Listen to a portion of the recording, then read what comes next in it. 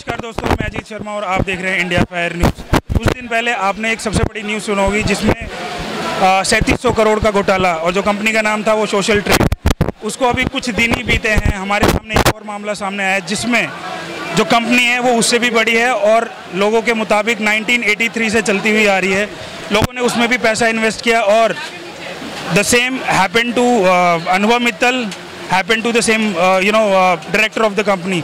वो भी आज जेल में है और यहाँ पे लगभग हिंदुस्तान के हर जिलों से जो है कुछ लोग आए हुए हैं जिन्होंने अपना इन्वेस्ट किया था इसमें पैसा और उनका पैसा नहीं आया है। क्योंकि सुप्रीम कोर्ट का ऑर्डर हो गया है कि पैसा वापस करने के लिए। अच्छा। तो सेबी को ये चाहिए है कि सेबी हमारा पैसा वापस करे। चूँकि सेबी पैसा वापस नहीं कर रही है, सेबी ध्यान नहीं दे रही है, ना ज़मीनों को बेचा जा रहा है, और कुछ ज़मीनें जो पर्सनल लोगों के नाम है वो लोग बेच रहे हैं, सेबी उन पर भी कोई अंकुश नहीं लगा रही है। अच्छा। और जिस दिन से ये ऑर्डर हुआ है उस दिन से सेबी ने पब्लिक को भी कोई ऐसी जानकारी नहीं दी है कि आपका पैसा कब तक वापस होगा, कैसे वापस होगा।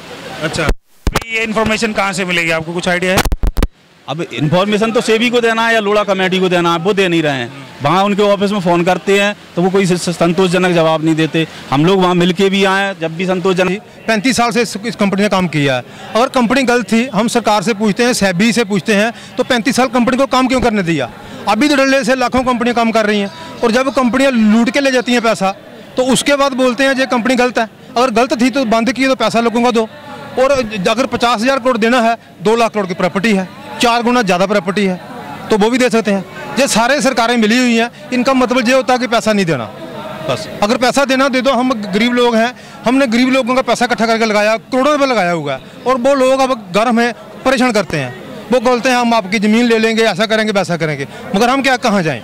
अभी इधर तकरीबन 3-4 लाख लोग इकट्ठा हुआ, सुबह से आप देख रहे हैं, इतनी बारिश में आए हैं, बहुत परेशान लोग हैं। जी लाखों रुपये सैलरी लेते हैं, उन्होंने कंपनी को परमिशन क्यों दी? 35 साल काम क्यों करने दिया?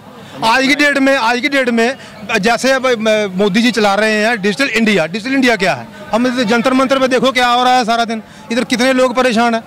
क्या कर रहे हैं गवर्नमेंट? सरकार परमिशन क्यों देती है? अगर लोढ़ा कमेटी को 6 मंथ का टाइम दिया गया, 1 साल ओवर हो गया, 1.5 साल हो गया, उसको कोई पूछने वाला नहीं है। जैसे अगर कोई इस वक्त कोई लाइसेंस के बिना मोटरसाइकिल जाता है, गाड़ी जाती है, उसका चालान काटा जाता है, 500-1000 ले लेते हैं, वो गैर कानूनी है। अगर जो कंपनी 35 साल काम कर रही वो गैर कानूनी थी तो सेबी अब उस वक्त कहाँ थी? सभी को हम अपना मेमोरेंडम दे चुके हैं पूरे हिंदुस्तान में। और नरेंद्र मोदी जी की बात करें, 2000 या 3000 लेटर लिख चुके हैं मोदी को। एक बच्चा खड्डे में गिर जाता है ना तो सारा मीडिया उधर पहुँच जाता है और मोदी जी शाम को ट्वीट करते हैं ऐसा हो गया वैसा हो गया। मगर अब 6 करोड़ कस्टमर खड्डे में गिर गया है, 1 करोड़ एजेंट है, 7 करोड़ बंदा पूरे हिंदुस्तान में खड्डे में गिर गया, मोदी को पता ही नहीं है। अब जब सरकार बनी थी तो हमारे कुछ बंदे मोदी से मिले थे, उन्होंने बोला था कि 4.5 साल के बाद सोचेंगे।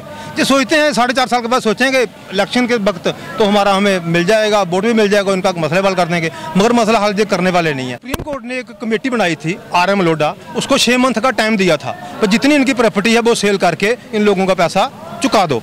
अभी तक तो उन्होंने ज़मीन कितनी बेची है पता ही नहीं है। कुछ ज़मीनें ऐसे हैं वो ऐसे ही दाएं बाएं कर दी हैं, जितने जैसे होटल थे, ज़मीनें थे, वो अब रिश्तेदारों के नाम की हुई हैं। निर्मल सिंह बंगू को पता ही नहीं है। अगर कंपनी गलत थी तो 35 साल काम क्यों करने दिया?